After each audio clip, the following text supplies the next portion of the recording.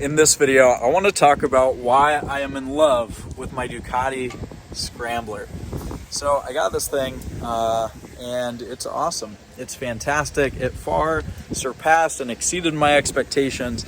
I'm out in Newport, Crystal Cove, Laguna Beach area with the bike on the last ride before it goes tomorrow.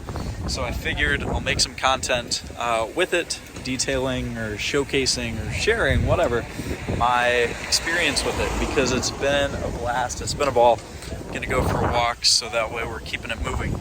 Anyway, I got this bike because I, for some reason, am just obsessed with Ducatis.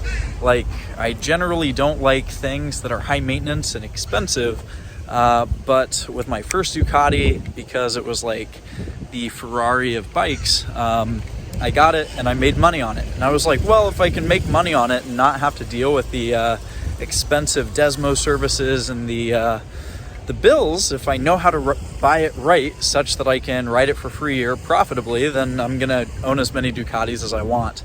So I had some Panigales, I had some white monsters, two of those, a 749, some other ones. And I finally branched out and got the Scrambler. Now, this thing isn't the race bike that a lot of the other Ducatis are. Normally you think Ducati and you think the most refined, sophisticated, best performing race bike that's kind of a trailblazer and trendsetter for an innovator, especially for the rest of like the super bikes in its league. So this is not that at all. It's like a kind of off-roady bike. If you're watching this video, then you obviously know what it is. It's not a mountain bike per se or a trail bike, or really enduro even. It's just mainly for road and then light off-roading, like trails with without too many rocks. But mine has some good clearance and it's a blast. Anyway, I own this thing and I realized this is kind of a dream bike. Like, you can do everything with this. You can cruise. It's 803 cc's, so it's got plenty of power. It's not like a slow old bike. The seating position is very upright and comfortable, which is amazing when it comes to riding long distances. Like, I rode this from my house to the beach town, Laguna. I gotta share this view because it's amazing. Anyway, I rode it there and like it wasn't a hassle at all. I had a really loud exhaust. If you watched me install that, I had a super loud exhaust on it. It sounded like a Harley. It was way too loud. It was a straight pipe. So I reverted it back to the stock exhaust. I wouldn't say that it sounds particularly good, but it's nice. It's a good sounding bike. And so rode that.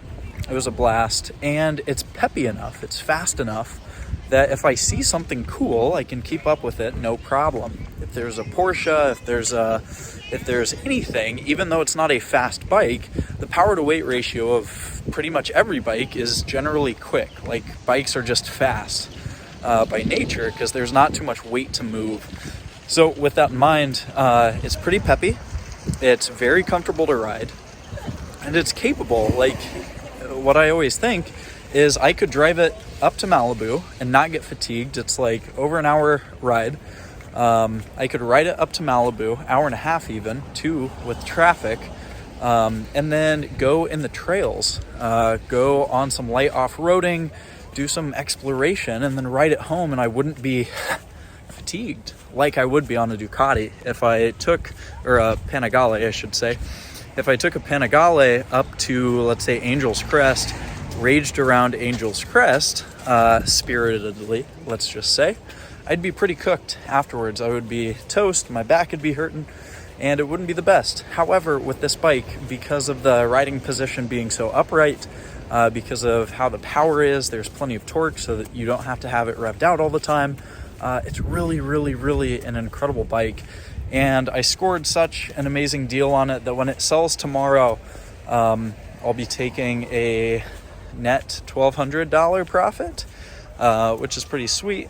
I would be making purchase to sell $1,500, so I'm able to ride this Italian beast, this incredible bike, experience it, enjoy it. I'll throw in some B-roll right here of what it looks like.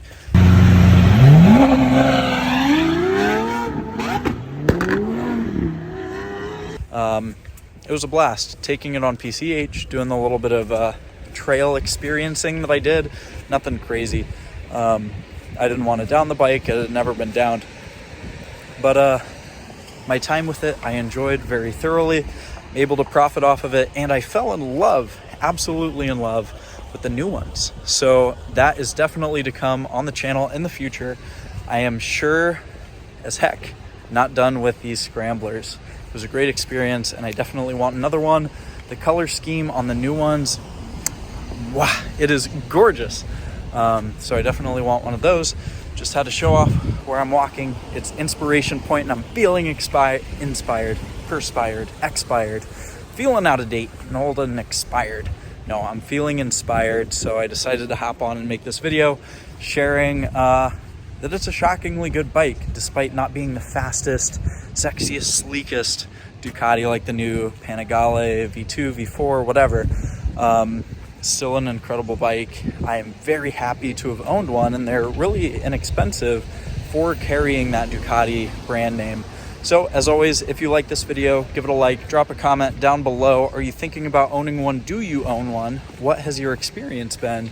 And most importantly, if you're interested in learning how to ride your next bike for free or even profitably, like I've been able to do with all of these bikes that have been on the channel, like I was able to do with the Scrambler, then hit the link down below. Check out Motorcycle Money. With that in mind, I will see you on the next one. Peace.